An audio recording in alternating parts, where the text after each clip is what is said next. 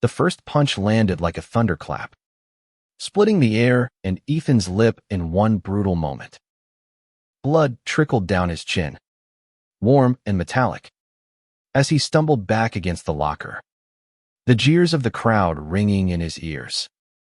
He was 16, and this was not the first time he'd tasted his own blood for being who he was. Ethan Hayes had always known he was different. Growing up in the small, conservative town of Willow Creek, Pennsylvania, he'd learned early to hide the parts of himself that didn't fit the mold. By high school, though, hiding wasn't enough. The whispers started in freshman year snickers in the hallways.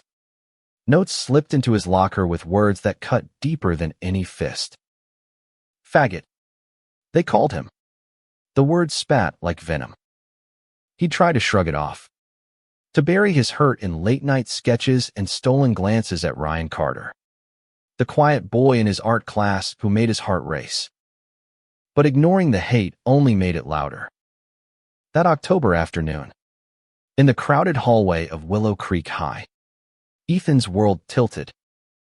Jason Miller, the school's star linebacker, had cornered him after gym class. Jason's face was twisted with something Ethan couldn't name: anger, maybe, or fear disguised as cruelty. You think you can just walk around here, acting like that? Jason sneered, his friends forming a semicircle behind him.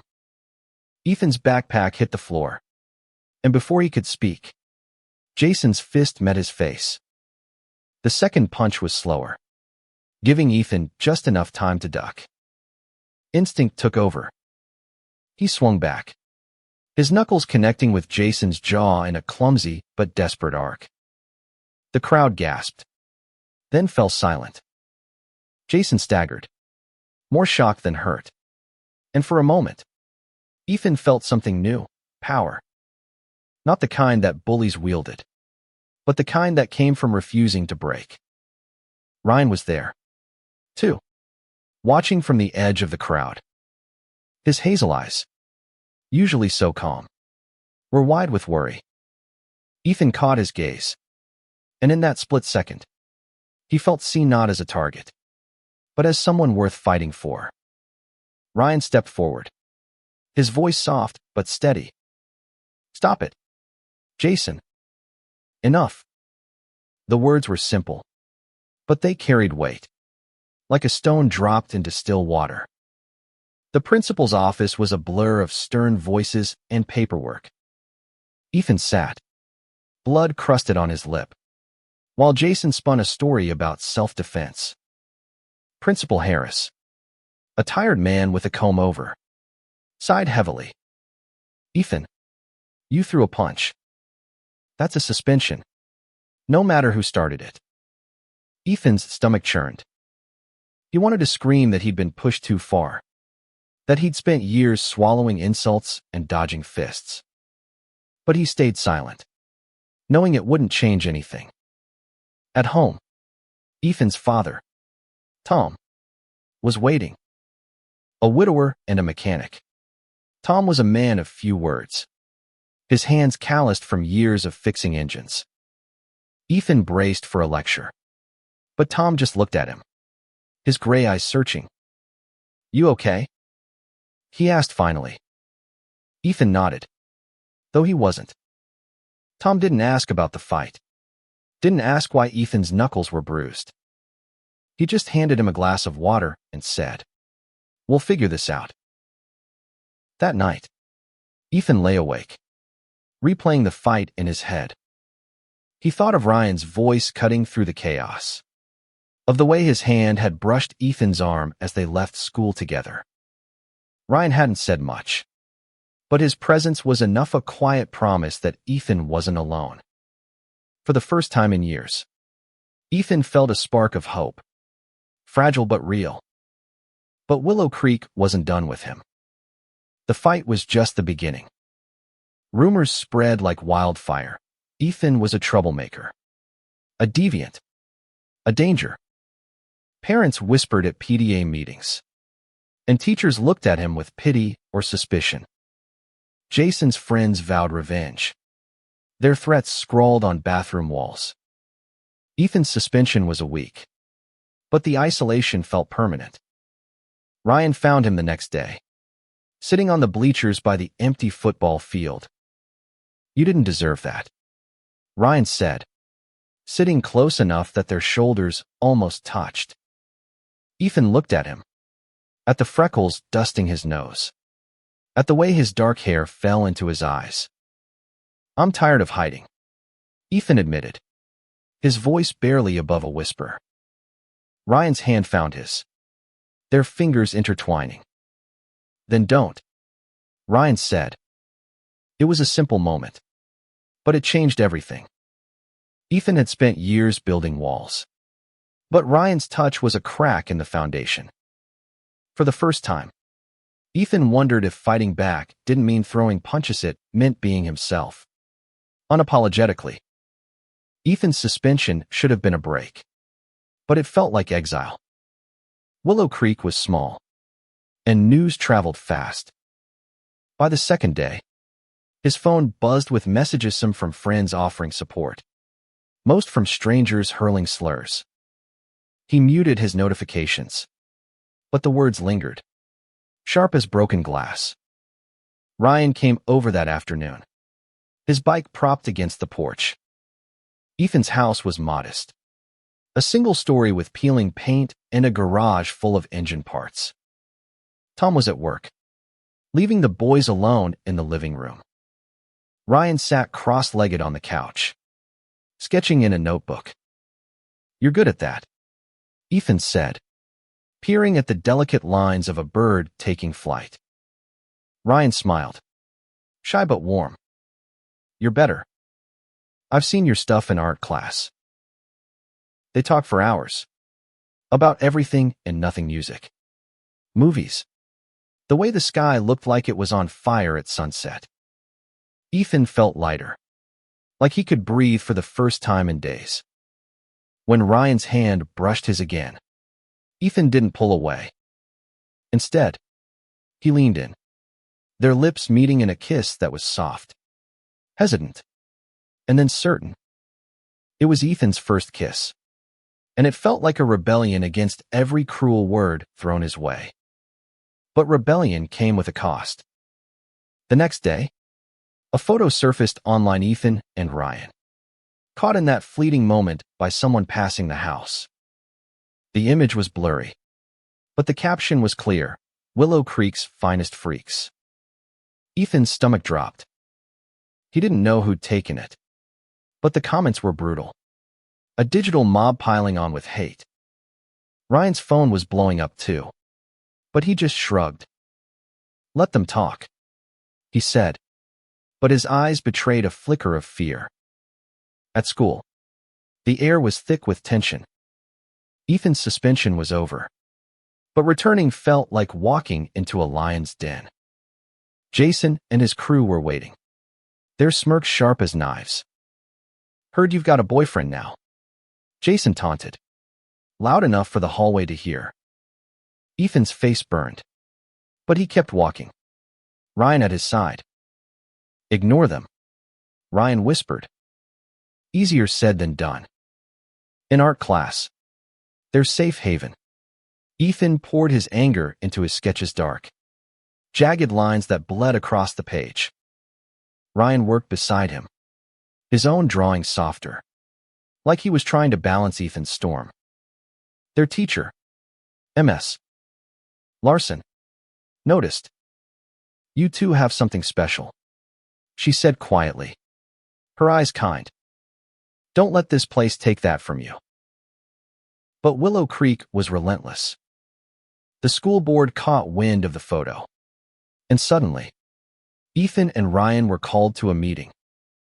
"Public displays of affection are against school policy," Principal Harris said, his voice clipped. Ethan wanted to laugh straight. Couples held hands in the halls every day, but no one batted an eye. "It wasn't public," Ethan snapped. "It was my house." Harris just shook his head. "We're getting complaints, Ethan. Parents are concerned." concerned. The word was a lie, a polite mask for prejudice.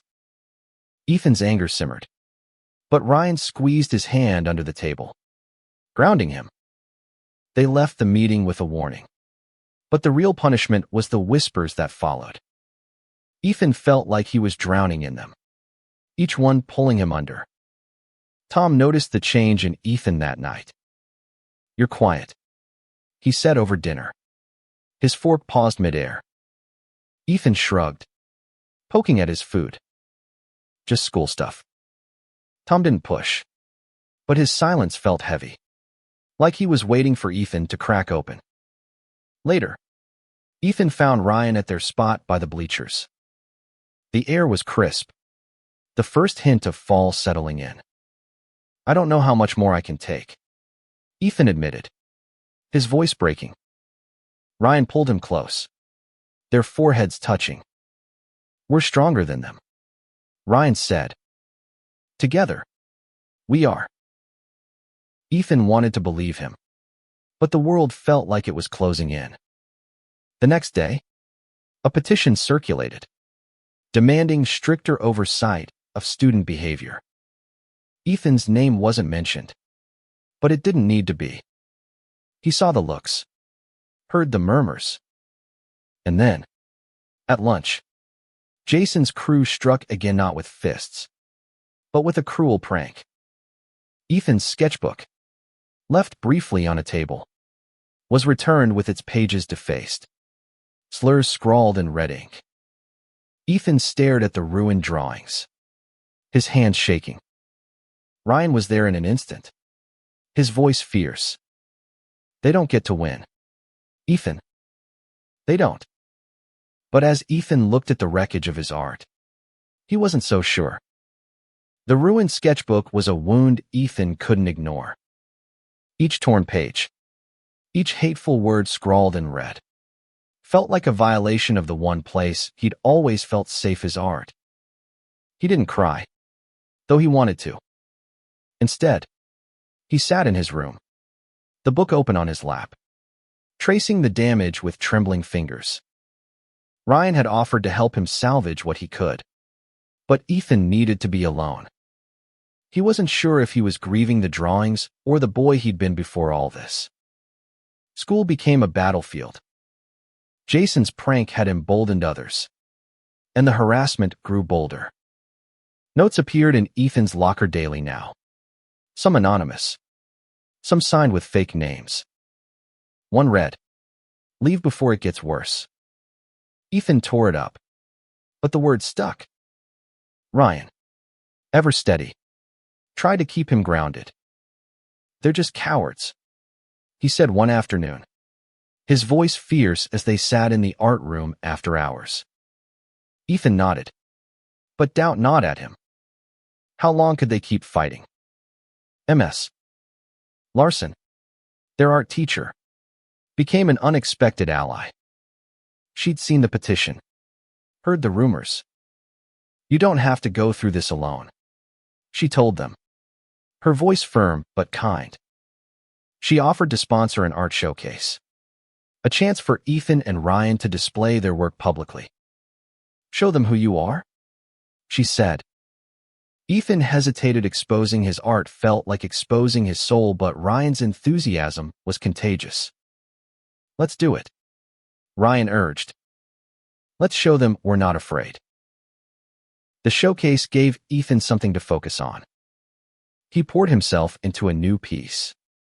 A large canvas of two silhouetted figures holding hands against a stormy sky. It was raw, vulnerable, and unmistakably about him and Ryan. Ryan's contribution was soft air, a series of sketches showing moments of quiet joy, like two boys laughing under a tree. Working together felt like defiance, like they were carving out a space where hate couldn't touch them. But the world outside the art room was less forgiving. The school board meeting loomed, a public forum where the petition would be discussed. Ethan's name was on everyone's lips, though no one said it outright. Parents packed the auditorium, their faces a mix of curiosity and judgment. Ethan sat in the back with Ryan, his heart pounding. Tom was there too, his work boots still dusty from the garage. He hadn't said much about the meeting, just nodded when Ethan asked if he'd come. The meeting was a circus. A woman in a red blazer stood up, clutching the petition. "We're worried about the influence on our children," she said, her voice shrill. "This kind of behavior is disruptive." Ethan's face burned. He wanted to disappear, but Ryan's hand found his, steady as always. Other parents spoke, some in support, some against. One man, a pastor, called Ethan and Ryan a danger to traditional values. Ethan felt Tom stiffen beside him, but his father said nothing, his jaw tight. When it was over, Ethan expected Tom to lecture him, to tell him to keep his head down. Instead, Tom put a hand on his shoulder. "I'm proud of you," he said quietly. Ethan blinked, unsure he'd heard right. Tom wasn't one for grand gestures, but those words felt like a lifeline. The art showcase was a week away, and Ethan threw himself into preparations. He and Ryan spent late nights in the art room, paint smudged on their hands, laughing despite the weight of the world. But the threats didn't stop. One morning, Ethan found his locker spray painted with a single word, "freak." He stared at it, his anger bubbling over. Ryan was there, as always, his voice calm but firm. "We'll paint over it. Together." They did, turning the ugly word into a mural of swirling colors. It wasn't perfect, but it was theirs. For a moment, Ethan felt invincible. But that night, as he walked home alone, a group of shadows emerged from the alley near school. Jason's voice cut through the dark. "You think you can just paint over everything?" Ethan's heart raced. He was alone. No Ryan. No Tom. No one. Jason's friends closed in, their faces hidden in the dusk. Ethan braced himself, fists clenched, ready to fight again. But this time, it wasn't just about him. It was about Ryan, about the art they'd created, about the life he wanted to live. He stood his ground, his voice steady. "I'm not running." The alley was suffocating, the air thick with the threat of violence. Jason's silhouette loomed, his friends fanning out to block Ethan's escape. "You're not welcome here," Jason said, his voice low and menacing. Ethan's pulse hammered, but he didn't back down. "This is my home too," he said, the words steady despite the fear clawing at his chest. For a moment, no one moved. Then one of Jason's friends, a wiry kid named Derek, stepped forward, shoving Ethan hard. Ethan stumbled but caught himself, his fists tightening. He wasn't a fighter. Not really. But he'd learned something from that day in the hallway. Standing still was worse than fighting back. He swung, catching Derek off guard, and the group erupted into chaos. It was over quickly, shouts, a flurry of punches, and then the sound of footsteps as Jason's crew scattered. Ethan stood panting, his cheeks stinging, his knuckles raw. He'd held his own, but the victory felt hollow. As he limped home, he wondered how much more he could take before he broke. Tom was waiting up, his face unreadable in the dim light of the kitchen. "What happened?" he asked, eyeing Ethan's bruised face. Ethan shrugged, too tired to lie. "Just some guys. I'm fine." Tom didn't push, but he handed Ethan an ice pack and sat with him in silence. It was the kind of silence Ethan had grown to understand, not cold, but full of things unsaid. The art showcase was 3 days away, and Ethan threw himself into it like it was his last stand. He and Ryan worked tirelessly. Their canvas is a testament to everything they'd endured. Ethan's painting grew darker. The stormy sky now streaked with red, like blood or rage. Ryan's sketches, though, remained gentle, a quiet rebellion against the hate. Ms. Larson watched them with pride, but also worry. Be careful, she warned. Not everyone's ready for this. The night of the showcase arrived, and the school gym was transformed into a gallery.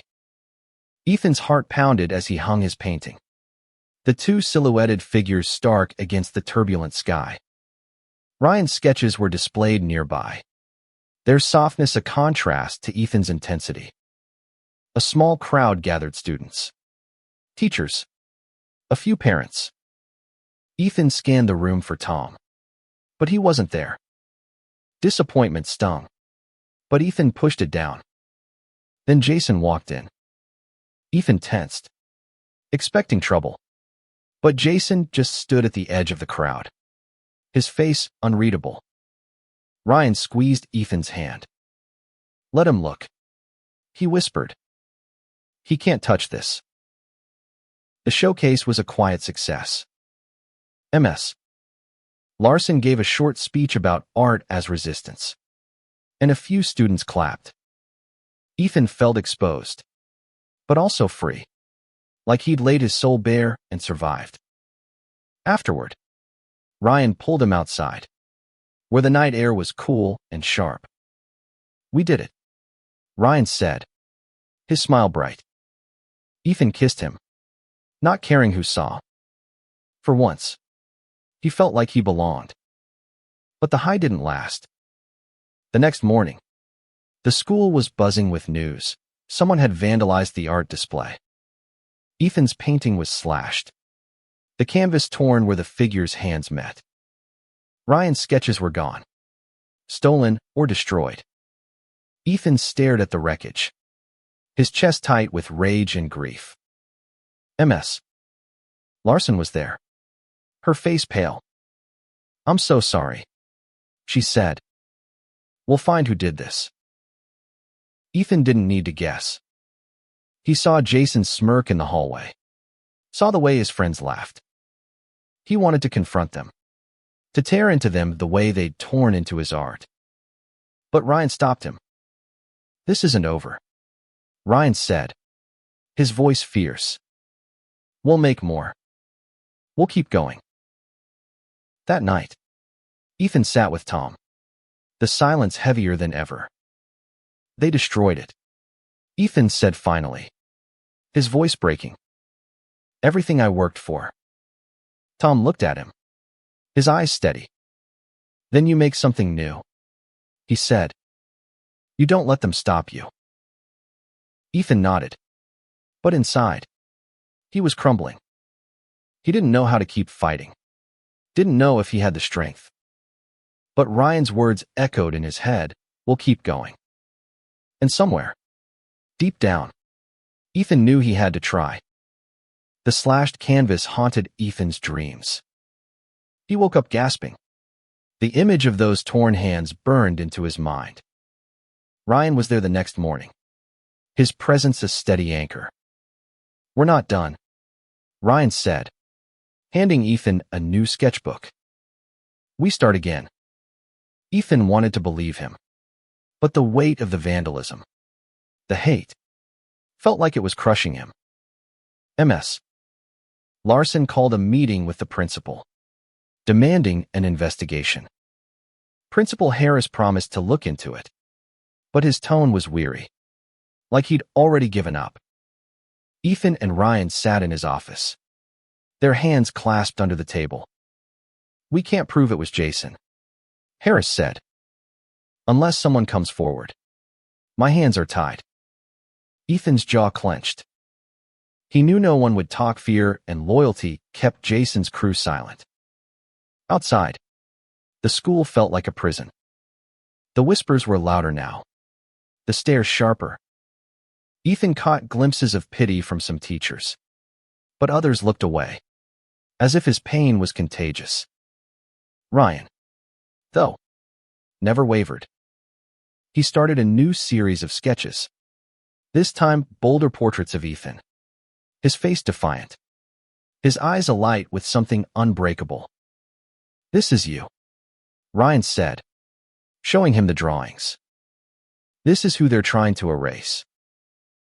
Ethan tried to channel his anger into art, but his hands shook too much to draw. Instead, he wrote a letter to the school board, raw and unfiltered, about what it was like to be targeted for who he loved. He didn't expect them to care, but putting it on paper felt like reclaiming a piece of himself. Ryan read it and nodded. "Send it," he said. "Let them see." The letter caused a stir. At the next school board meeting, Ethan's words were read aloud by Ms. Larson, her voice steady despite the murmurs in the room. Ethan sat with Ryan, his heart in his throat. Tom was there again, silent in the back, his work boots a quiet reminder of his presence. The board listened, but their faces were stone. One member, a woman with tight lips, said, "We'll take it under advisement."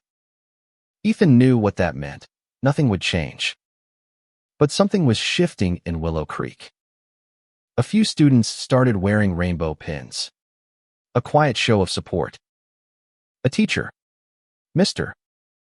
Daniels, pulled Ethan aside after class. "I was like you once," he said softly.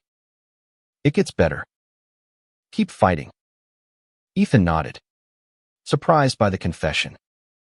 It was a small spark, but it kept him going. Jason, though, wasn't done. The harassment escalated: taunts in the halls, a shove in the cafeteria, a slashed tire on Ryan's bike. Ethan's anger boiled over one afternoon when he found Ryan by the bleachers, his face pale, his hands shaking. "They won't stop," Ryan said, his voice cracking. For the first time, Ethan saw fear in Ryan's eyes, and it broke him. That night, Ethan confronted Tom. "Why don't you do something?" he demanded, his voice loud in the quiet kitchen. Tom looked at him, his face lined with exhaustion. "I'm here, Ethan," he said. "I'm trying." But Ethan wasn't satisfied. He wanted Tom to fight, to yell, to make the world see. Instead, Tom's silence felt like surrender. The next day, Ethan and Ryan decided to fight back in their own way. They planned a new art project, a mural on the school's exterior wall approved by Ms. Larson and grudgingly allowed by Harris. It would be a celebration of love, of resilience, of everything they were. They worked late into the night, painting under floodlights, their hands stained with color. Ethan painted two hands clasped, unyielding, while Ryan added soft, radiant light around them. As they stepped back to admire their work, headlights cut through the dark. Jason's truck pulled up, his crew spilling out. Ethan's heart sank, but he stood tall, Ryan beside him. "You think this changes anything?" Jason sneered, a spray can in his hand. Ethan stepped forward, his voice steady. "It changes everything." The spray can glinted in Jason's hand, a threat as real as any fist. Ethan's mural, those clasped hands. That radiant light was seconds from being defaced. He stepped in front of it, Ryan at his side, their shoulders squared. "You don't get to ruin this," Ethan said, his voice cutting through the night. Jason laughed, but it was hollow, like he was playing a role he didn't fully believe in. For a moment, no one moved. Then Derek, Jason's shadow, lunged forward, aiming the spray can at the mural. Ryan was faster, grabbing Derek's wrist and twisting it until the can clattered to the ground. The other boys hesitated, Caught off guard, Jason's eyes narrowed. But before he could act, a voice rang out. Enough. It was Ms. Larson, her flashlight beam pinning Jason in place. She'd been checking on the mural, her instincts sharp. Get out of here, she said, her voice steel. Jason's crew scattered, but Jason lingered, his gaze locked on Ethan. This isn't over, he muttered before disappearing into the dark. Ethan's legs shook as the adrenaline faded. Ryan pulled him into a hug, their breaths mingling in the cold air. We saved it, Ryan whispered. Ethan nodded, but he knew Jason's words were true. This wasn't over. The mural became a symbol. Students stopped to stare, some whispering, some smiling.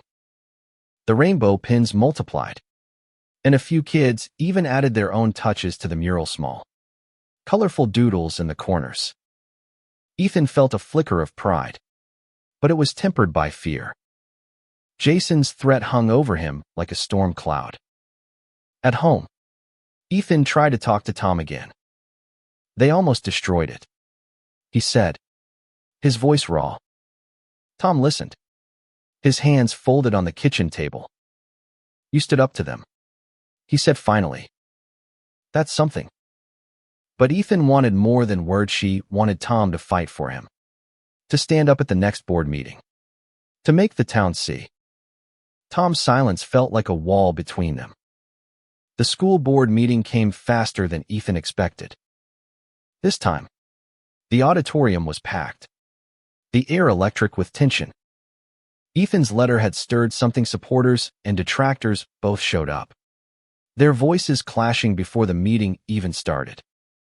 Ethan sat with Ryan, their hands clasped tightly.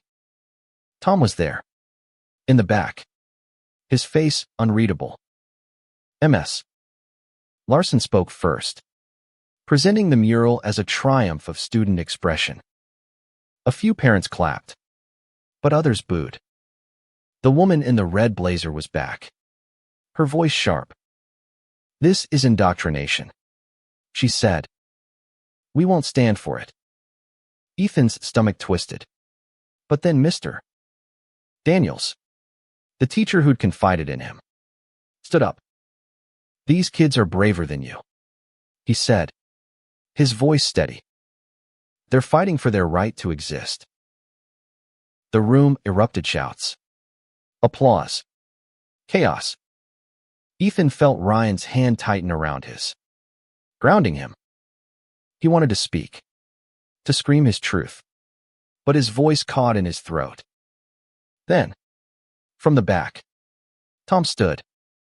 He didn't say a word, just walked to the front and stood beside Ms. Larson, his arms crossed, his presence a quiet storm.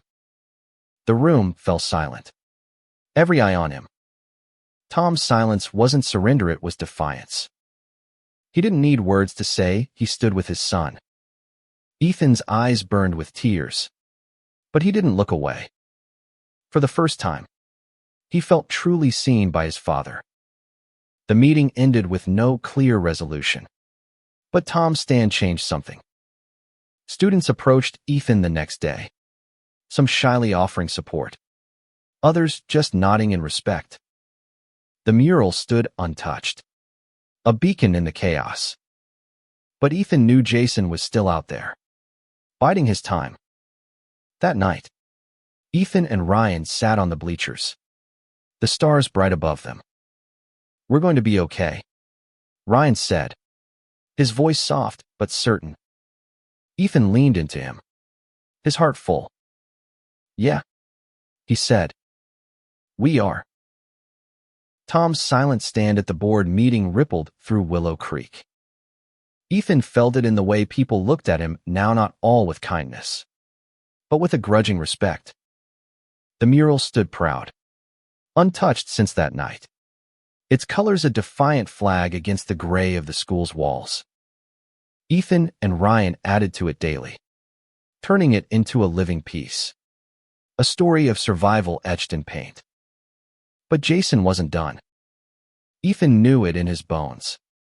In the way Jason's eyes followed him in the halls. Cold and calculating. The harassment had quieted, but it hadn't stopped. Notes still appeared in Ethan's locker, though less frequently, and whispers still trailed him like shadows. Ryan noticed too, his usual calm replaced by a quiet vigilance. "We've got this," he'd say, but Ethan saw the strain in his eyes. "MS." Larson kept them focused, pushing them to submit their art to a regional competition. "Your work deserves to be seen," she said. Ethan hesitated. Exposing their story to a wider audience felt like inviting more judgment. But Ryan was all in, his sketches already packed for submission. "This is bigger than us," he said. "It's for everyone who's felt like we have." Ethan poured his heart into a new piece. A painting of two boys standing back to back. One facing a storm, the other a sunrise. It was him and Ryan. Their strength and their hope captured in bold strokes. The competition was a chance to speak without words, to show the world they weren't broken. The night before the submission deadline, Ethan and Ryan stayed late at school, perfecting their pieces. The art room was quiet. The only sound the soft scratch of brushes.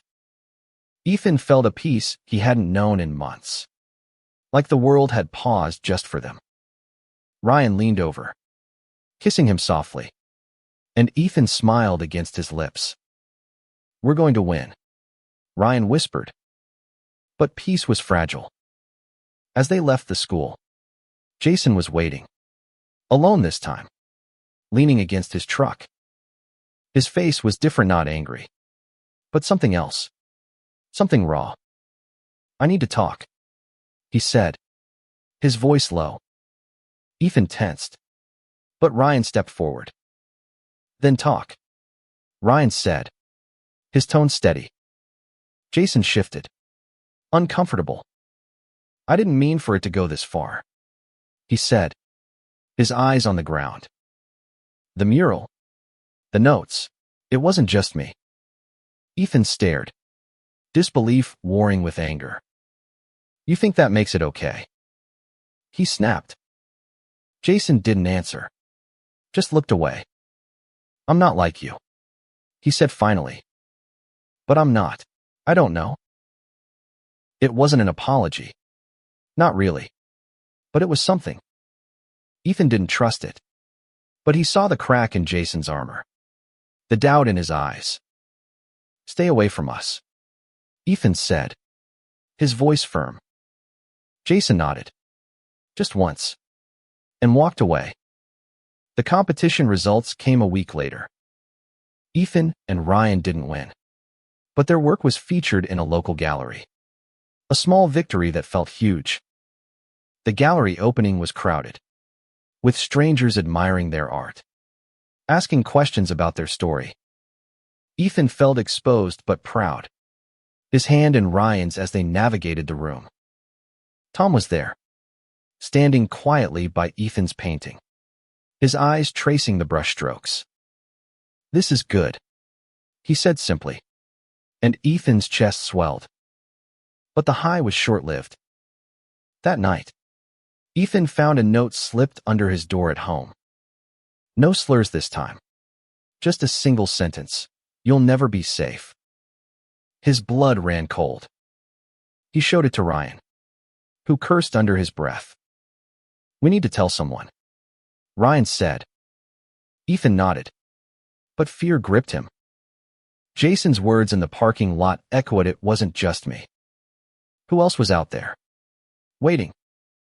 Ethan turned to Tom, showing him the note. Tom's face hardened, his silence heavier than ever. "No one threatens my son," he said, his voice low and fierce. For the first time, Ethan saw not just love in his father's eyes, but fury. The note changed everything. Ethan couldn't shake the feeling of being watched, of danger lurking just out of sight. He and Ryan stuck closer together. Their laughter quieter. Their steps more cautious. Willow Creek felt smaller. Its streets tighter. Like the town itself was closing in. Tom took the note to the police. His face grim as he handed it over. The officer, a tired man named Jenkins, promised to investigate. But Ethan saw the doubt in his eyes. Kids pull pranks, Jenkins said. Tom's jaw tightened. This isn't a prank, he said, his voice like iron. Ethan watched his father, a man who'd always fixed things with his hands, now fighting a battle he couldn't see. At school, the mural stood untouched, a miracle in itself. Students still added to it hearts, stars, words like hope and love. Ethan and Ryan painted over the fear, their brushes steady despite the note's shadow. Ms. Larson organized a community event to celebrate the mural, inviting parents, students, even the local paper. Ethan was nervous, but Ryan's smile kept him grounded. This is our victory, Ryan said. The event was a turning point. Hundreds showed up, more than Ethan expected. Mr. Daniel spoke, his voice carrying the weight of his own past.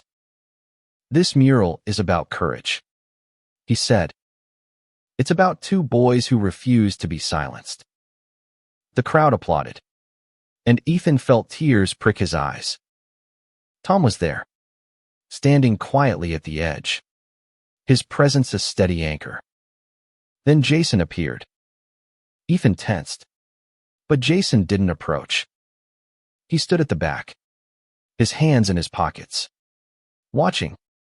Ethan caught his eye, and for a moment, something passed between them, not forgiveness, but understanding.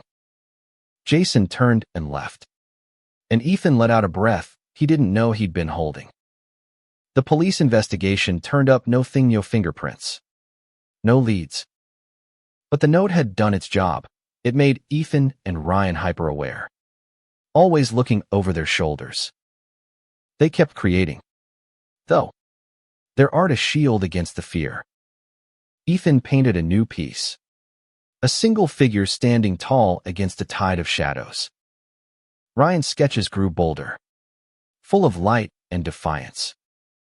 The school year ended with a quiet victory. The mural was featured in a regional art magazine, and Ethan and Ryan were invited to speak at a youth conference about resilience.